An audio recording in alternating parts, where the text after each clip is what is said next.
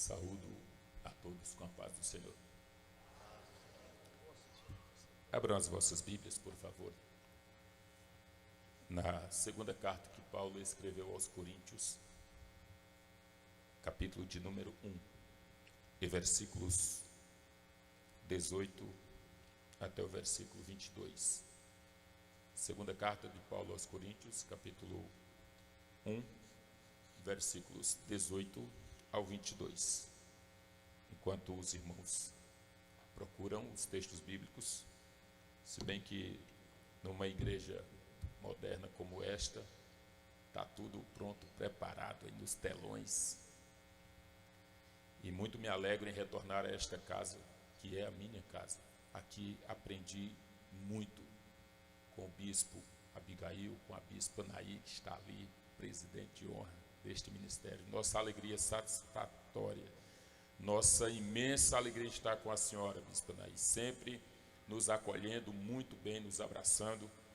Faço também referência à pessoa do pastor Abinai Vargas, a pastora Neide, nossos amigos, que Deus tem colocado como canais de bênçãos para nós. Do mesmo modo, o pastor Samuel, que está aqui nos recebendo, vice-presidente deste ministério, pastor Wendel, nosso amigo, em nome de quem eu cumprimento todos os demais pastores que aqui estão à minha retaguarda, quase a 45 graus aí. Deus abençoe poderosamente a igreja. Os irmãos que encontraram, digam amém. Antes, como Deus é fiel, a nossa palavra para convosco não foi sim e não. Porque o Filho de Deus, Jesus Cristo, que entre vós foi pregado por nós, isto é, por mim, Paulo dizendo, e Silvano e Timóteo, não foi sim e não, mas nele houve sim. Porque todas quantas promessas há de Deus são nele sim, e por ele o amém, para a glória de Deus por nós. Mas o que nos confirma convosco em Cristo e o que nos ungiu é Deus, o qual também nos selou, diga selou, diga selou, e deu o penhor, diga penhor, diga garantia, do Espírito em nossos corações.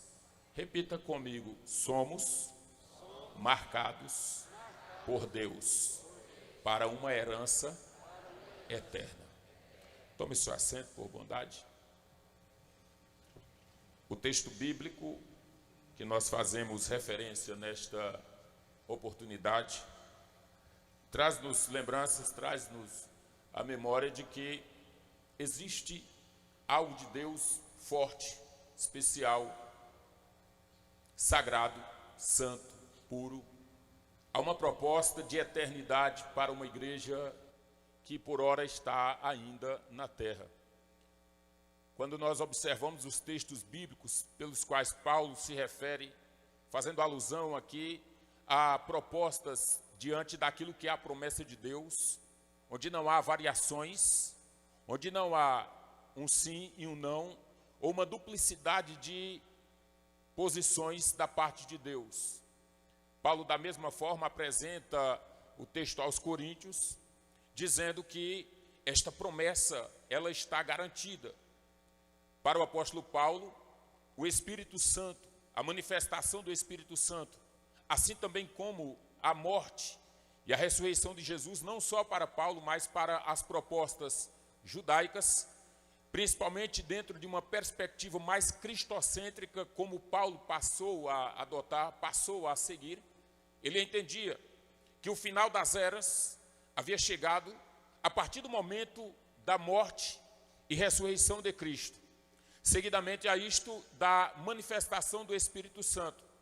Espírito Santo este que fora prometido, que trabalhava dentro de perspectivas veterotestamentárias, sendo manifestado de algumas formas. E Deus, por sua vez, sempre tratou de colocar a sua promessa em evidência. Se a gente observar ainda na proposta da lei, Deuteronômio capítulo 30, versículo 6, mesmo com toda a proposta da circuncisão, que era um pacto abraâmico, Deus já sinalizava pelo texto bíblico de Deuteronômio 30, versículo 6, que a circuncisão seria marcada nos corações das pessoas. De igual modo, Jeremias também, ainda no Antigo Testamento, o profeta, no capítulo 31, nos versículos 31, 32, 33, 34, o texto bíblico diz que o Senhor traz a promessa de gravar nos corações das pessoas, nos corações do seu povo, a sua palavra, de modo que não estaria mais escrita em papéis ou em rochas, mas agora nos corações das pessoas. Quando observamos Jeremias, Deus falando para Ezequiel, capítulo 36, versículos 26 e 27, ele disse assim: Ezequiel, eu tirarei do coração de pedra que está no meu povo e a substituirei por um coração de carne. E deste modo o Senhor estava falando de uma conversão que saía de dentro para fora, de propostas que vão muito mais além do que expectativas terrenas, de marcar pessoas por palavras ou escritas. Deste modo, a palavra do Senhor estaria no coração, que agora não seria mais um coração endurecido, enrijecido, mas um coração amolecido pela promessa de um Espírito Santo restaurador. Isto se confirma em Ezequiel 37, versículo 14. E aí já na proposta da restauração de Israel, o Espírito viria sobre o vale de ossos e restauraria Israel. E deste modo o Senhor estaria trazendo um princípio de que o Espírito Santo, no tempo final, ele seria manifestado a fim de trazer restauração para todo o povo. Então o apóstolo Paulo, quando ele está trazendo esta perspectiva, ele aborda duas questões interessantes. A primeira é o já de Paulo, e a segunda é o ainda não. Paulo trabalha praticamente em dois tempos, o já e o ainda não. Quando Paulo fala aos Coríntios, e aí na primeira carta, no capítulo 10 e no versículo 11, ele estava dizendo para os coríntios que eles, o povo de Deus, para eles, a geração já estava passada, e eles agora estão em uma perspectiva futura. E aí você olha e diz: como assim, pastor? Em uma perspectiva futura?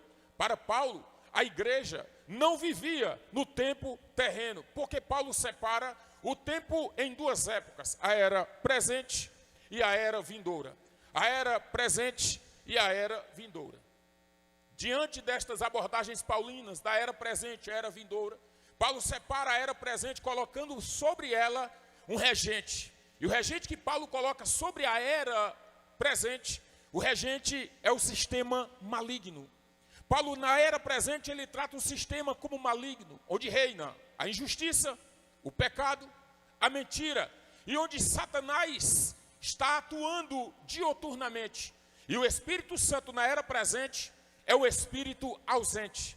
Aí Paulo conclama a igreja que tem o Espírito Santo, que reaviva os ossos secos, conforme Ezequiel 37, que substitui o coração pedrificado e enrijecido dos incrédulos e converte-os a Deus, e que grava as suas leis em corações agora humanos e não mais em locais criados por homens. Quando Paulo trata disso, ele estava dizendo para a igreja: nós precisamos viver em um período que nós devemos olhar para adiante, viver na terra, mas com a cabeça no céu. Viver na terra, mas com a cabeça na eternidade. Vivemos no mundo onde estão os nossos pés, mas a nossa mente não está no mundo, a nossa mente está em Cristo. Quem está em Cristo não olha para o mundo, olha para Cristo, olha para a eternidade. Daí nós vamos conseguir compreender por quais razões Paulo estava dizendo na segunda carta aos Coríntios, capítulo 5, versículo 17. Agora, pois, os que estão em Cristo, nova criatura são. As coisas velhas já se passaram, e eis que tudo se fez novo. Para Paulo, a igreja não vive no tempo presente, embora seja o presente, mas para Paulo a perspectiva dele de salvação, de eternidade, de cumprimento de promessa, está vinculada à eternidade. Por isto ele diz aos Filipenses, capítulo 3, versículo 21, a nossa pátria está nos céus. de onde também esperamos o nosso Senhor e Salvador Jesus Cristo. Então a igreja, ela não está aqui na terra com a sua cabeça. No dia que a igreja passar a colocar a sua mentalidade na terra, ela vai viver. E aí eu digo igreja, digo de instituição, mas também digo de organismo. Aí eu digo de pessoas em suas instituições, mas digo de pessoas em sua particularidade individual enquanto ser humano. Nós estamos vivendo um tempo de instabilidades, pessoas histéricas, eufóricas, ansiosas. O presente sistema tem maculado a mente, invadido, penetrado, destruído. A igreja, enquanto pessoas, enquanto instituição e enquanto organismo, esta igreja no presente século, mais precisamente nos dias contemporâneos, a gente observa muitas lacunas. Dentre elas, a igreja preocupada, muito preocupada com o presente. Exatamente, com o presente. O Espírito Santo é um agente equilibrador. Quando Paulo fala aos Gálatas, capítulo 5, versículo 22, 23, ora, o fruto do Espírito é amor, gozo, paz, bondade, benignidade, longanimidade, fé, mansidão, temperança.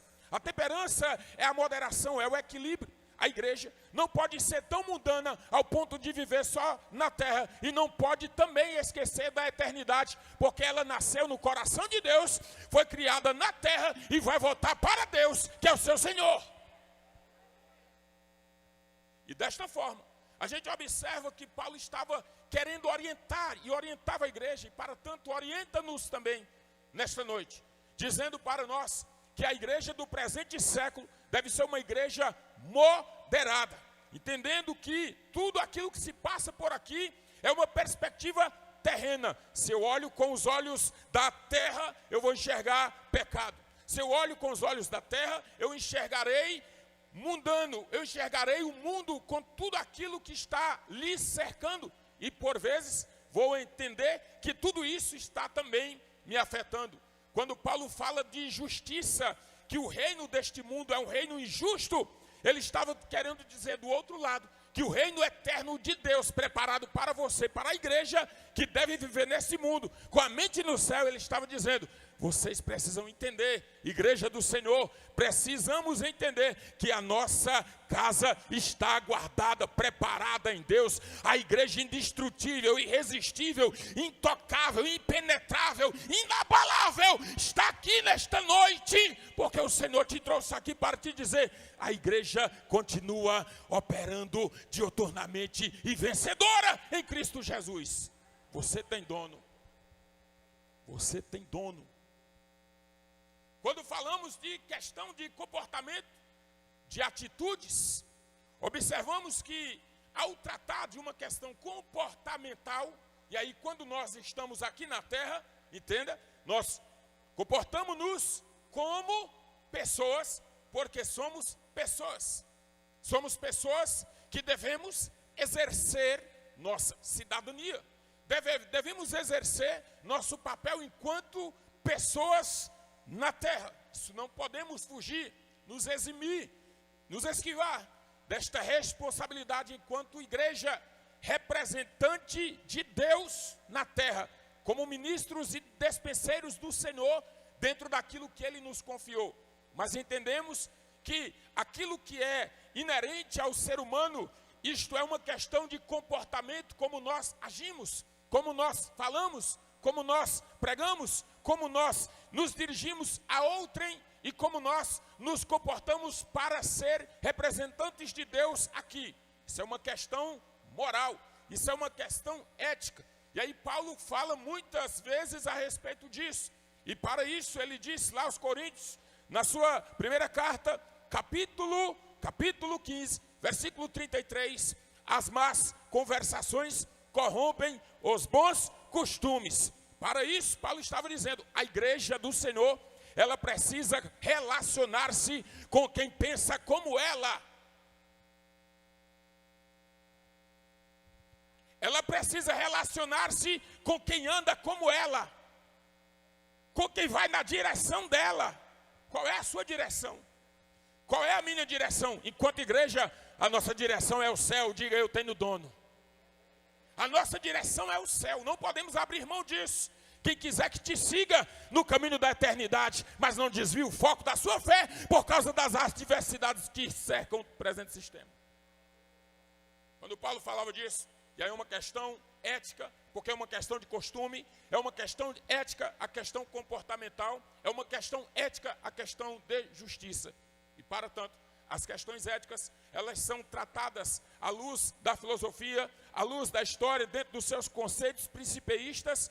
A ética é tratada e abordada a partir de 3 princípios éticos, a saber, o princípio deontológico, o princípio existencialista e o princípio teleológico. Não é o teológico, é o teleológico, onde o final de todas as coisas é a maior representação de tudo aquilo que se espera. Significa dizer que tudo aquilo que eu estou buscando, não importa o final, se deu certo, não importa o meio. E aí daí a palavra, os fins justificam os meios. Isso é um princípio teleológico. Dentro do princípio teleológico estão 2 vertentes. Primeiro, o utilitarismo ético. Segundo, situacionismo ético. O que é isso dizer, pastor? E o que é que tem a ver relacionado ao texto que ora estamos por falar?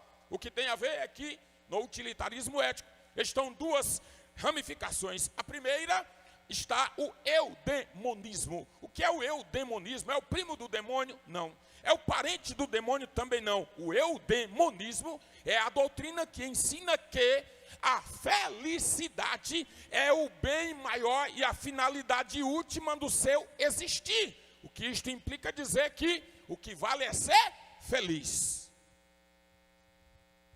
Sendo eu feliz, não importa o caminho pelo qual trouxe a minha felicidade, nem muito menos qual caminho percorri para alcançá-la.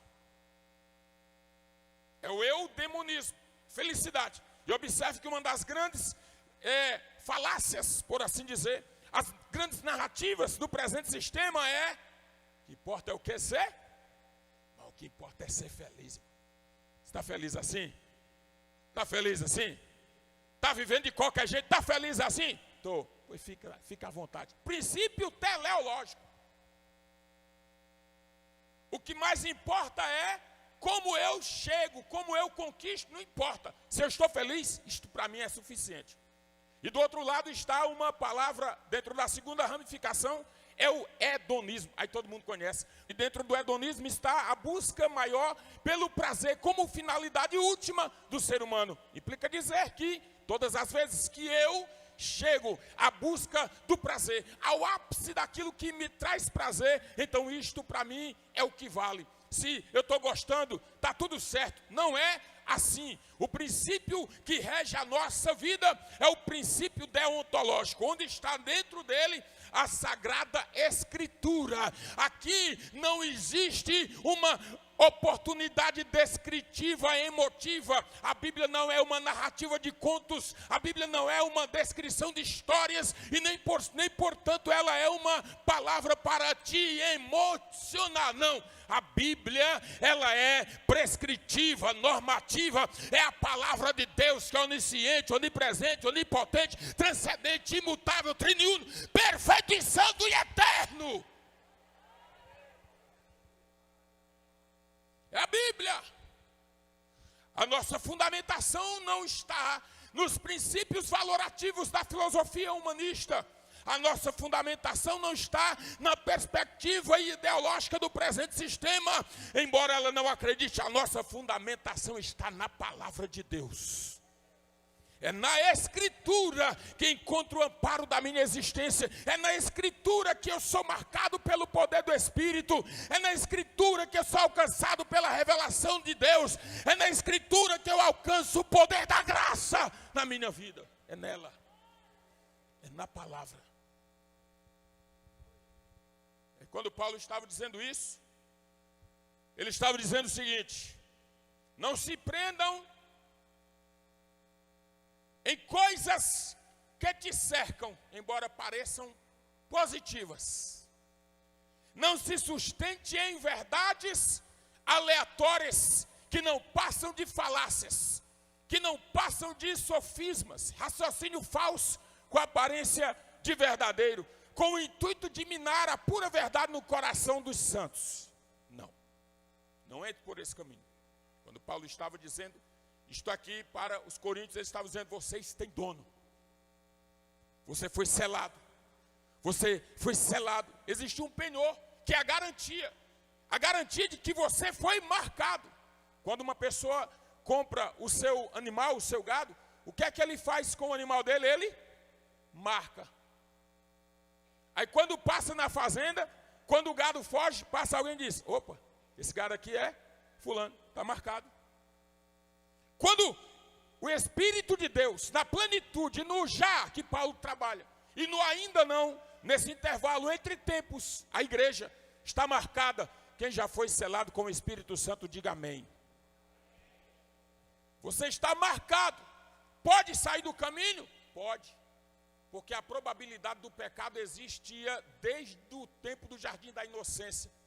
Não vamos anular a possibilidade, a probabilidade do pecado tinha no Jardim da Inocência. Como assim, pastor? Estava lá, Deus plantou uma árvore da vida e estava também a árvore do conhecimento do bem e do mal. Se a árvore era do conhecimento do bem e do mal, evidentemente que a probabilidade de pecar existia, como de fato se concretizou. Ou seja, o pecado estava provável, mas não poderia transformar uma probabilidade de pecado em um fato concreto. Eu posso, mas não devo. Para isso, Paulo chancela na sua palavra: todas as coisas me são, mas nem todas me.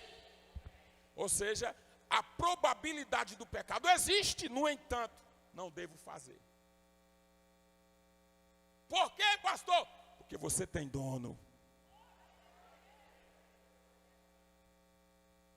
Eu não faço o que eu quero. Como é que eu sei disso? Paulo trabalha em outra questão, dentro do utilitarismo ético, do princípio teleológico. Paulo vem trabalhando outra questão e ele faz uma seguinte divisão. Duas modalidades, duas formas de se tratar. Como é que eu vou mensurar meu comportamento? E aqui à luz da filosofia e à luz das questões cosmológicas, das cosmovisões dos tempos atuais, porque Paulo era um ser completo. Nós, enquanto cristãos, devemos dar razões da nossa fé quando formos inquiridos a respeito dela. Isso é um princípio bíblico. Devemos dar as respostas ao mundo quando eles nos perguntarem. E se alguém chegar para Paulo e perguntasse como é que é isso, Paulo separou a ética em duas situações também, dentro do utilitarismo ético. A primeira é a ética autônoma. Diga comigo, autônoma. A segunda é a ética heterônoma. Diga comigo, heterônoma. Pastor, o que são essas duas coisas? A ética heterônoma, hétero, ou seja, aquilo que vem de fora, é o que tem uma essência fora de si. Quando Adão, antes do pecado, quando Adão, antes da queda, ele tinha o seu valor ético, mas era um valor ético heterônomo, que significa dizer que as decisões adâmicas eram de Deus para ele. A essência era Deus, ele era a consequência. Deus era a causa e ele era o recebedor de toda a orientação. A decisão de fazer era dele, mas a decisão de como fazer era de Deus. Eu vou repetir. A decisão de fazer era dele, mas a decisão de como fazer era Deus. Não é que você está proibido de fazer, é que tudo que eu vou fazer, eu tenho que prestar contas ao meu dono. Quando Paulo tratava disso, abordando essas questões morais da igreja, ele estava dizendo: vocês têm dono, vocês são selados, já tem uma garantia, a garantia de salvação já está preparada, vocês estão garantidos. Só tem que manter o foco. E qual era o foco? Manter uma vida íntegra. Como? Com a cabeça no céu. Com a mente em Deus. Com a mente renovada. Por isso que ele fala aos Romanos capítulo 12, versículo 1 e 2. Apresentemos os vossos corpos como sacrifício santo, vivo, que é e agradável ao Senhor, que é o que? O vosso culto racional. Para quê? Experimenteis qual seja a boa, agradável e perfeita vontade de quem? Minha ou de Deus? De Deus. Diga, eu tenho dono. De Deus. E aí, dentro da autonomia das ações, Adão, depois que ele peca, ele deixa de ter a referência autônoma, heterônoma em Deus, e a referência dele passa a ser o seu ser.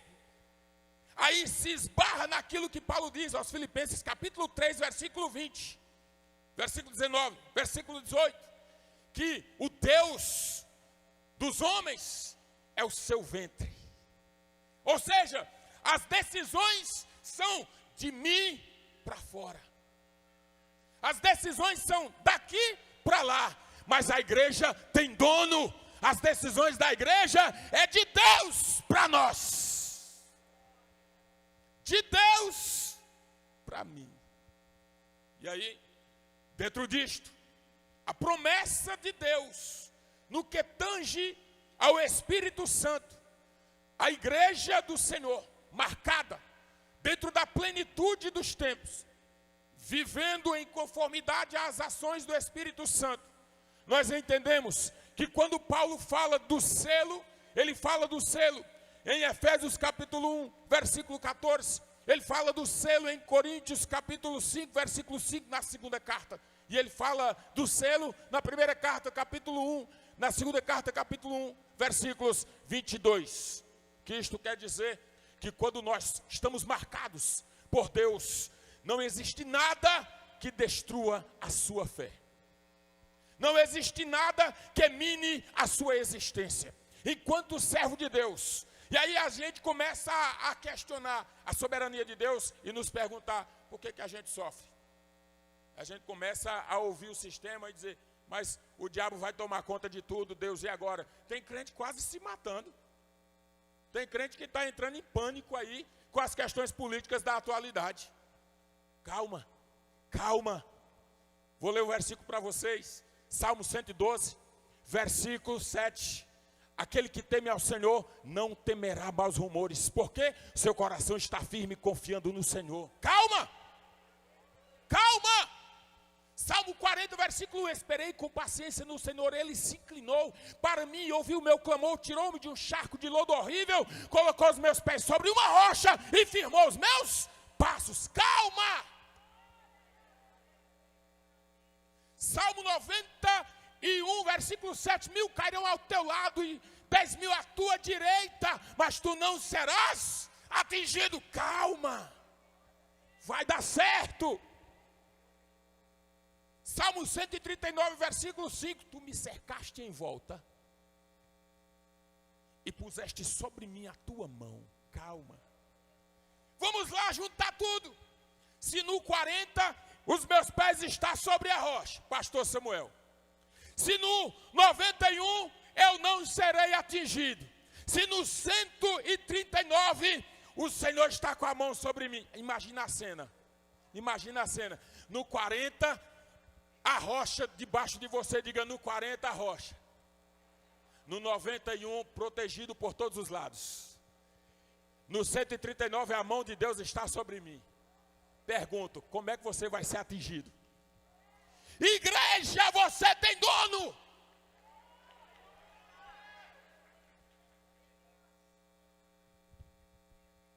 Você tem dono. Salmista, Salmo 20, versículo 7, 8 e 9. Uns confiam em carros e outros em cavalo, mas nós fazemos menção do nome do Senhor. Uns se encurvam e caem, mas nós nos levantamos e permanecemos de pé. Você tem dono, igreja? Que Paulo estava alertando aos coríntios e a igreja do século I e a igreja do século 21 é que o mesmo Deus continua operando. O sistema deísta, e aí tem muita gente que pensa assim, ó, no tempo de pessimismo humanista, no tempo de pessimismo atuante, predominante em tantas vertentes da nossa sociedade, e infiltrando-se de forma sorrateira dentro das igrejas, nós encontramos alguns crentes pessimistas desacreditando da Escritura e se assustando quando a gente lê os textos bíblicos para elas. Elas olham assim e dizem, como não tem o que dizer contra a verdade bíblica, dizem assim, é verdade, É verdade, mas a gente é humano, né? É verdade. Deus falou isso, foi para seres humanos mesmo. Não foi para robô, não. Foi para seres humanos. Aí, alguém disse esse dia para mim, pastor, acho que Deus nos abandonou. Aí eu disse, calma aí, você está com um pensamento deísta. Que é isso, pastor, pensamento deísta? O deísmo pregava o seguinte, Zofar, um dos amigos de Jó, trabalha essa proposta. O deísmo dizia o seguinte, Deus realmente criou o homem e é superior a tudo e a todos. O deísmo dizia, Deus realmente é soberano, superior a tudo e a todos. Não contesta o deísmo a soberania de Deus, mas Deus nos abandonou, porque o deísmo dizia, Deus criou o homem e soltou no mundo e disse, se vira negada. Não foi assim. Não foi assim. Quando Deus criou o homem, existe dentro da soberania de Deus o que chamamos de transcendência. Dentro da transcendência de Deus, o que é isso, pastor? É um conjunto de atributos que ressalta a sua superioridade sobre tudo e sobre todos.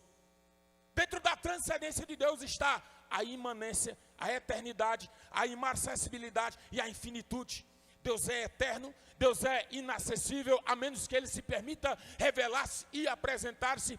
Deus, Ele é infinito e Deus, Ele é imanente. Diga comigo, imanente. Diga comigo, imanente. O que é a imanência de Deus? É a inseparabilidade de Deus para com a sua criatura. Ou seja, Ele é superior a tudo e a todos, mas o seu Espírito continua com a igreja.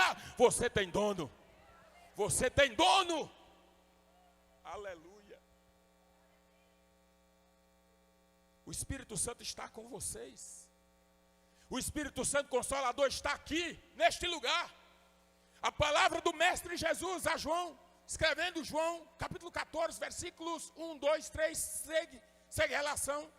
Não se turbe o vosso coração, crede em Deus, crede também em mim. Na casa de meu pai há muitas moradas. Se não fosse assim, eu vos teria dito, vou preparar-vos lugar. E quando eu preparar, voltarei, eu os levarei para mim mesmo, para que onde eu estiver, estejais vós também. Mas eu rogarei ao Pai, e Ele vos enviará outro Consolador, e este Consolador permanecerá convosco para todo o sempre. Quem é o Consolador? O outro é o alho, é o outro semelhante. Jesus estava dizendo, eu vou para o Pai, porque se eu não for, Ele não virá. Mas quando eu for, Ele virá e permanecerá convosco para todo o sempre. Fica de pé, por favor. O qual também nos selou e deu o penhor do Espírito em nossos corações. A marca de Deus está na sua vida. A marca do Espírito Santo está na sua vida. Diga comigo mais uma vez, eu tenho dono. Mais forte, eu tenho dono. Pastor, e se puxarem meu tapete, deixa puxar. Quero ver puxar a rocha que está debaixo dos seus pés.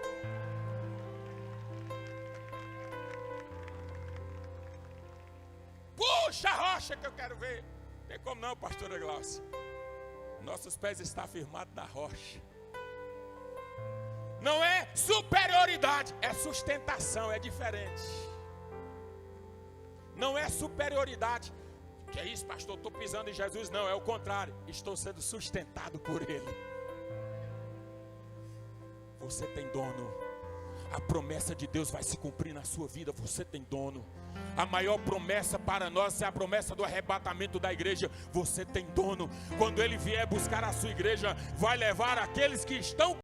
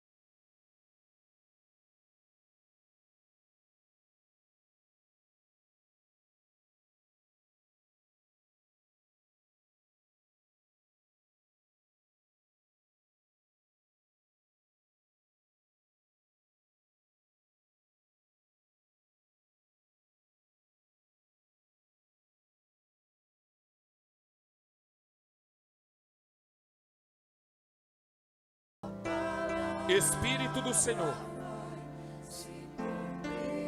tira a angústia da alma, tira a tristeza profunda que tem cercado,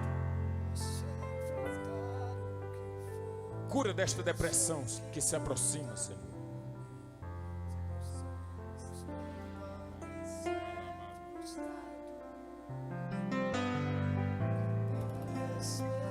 Restaura os sonhos, restaura os projetos, Senhor. Reaviva sonhos nesta noite.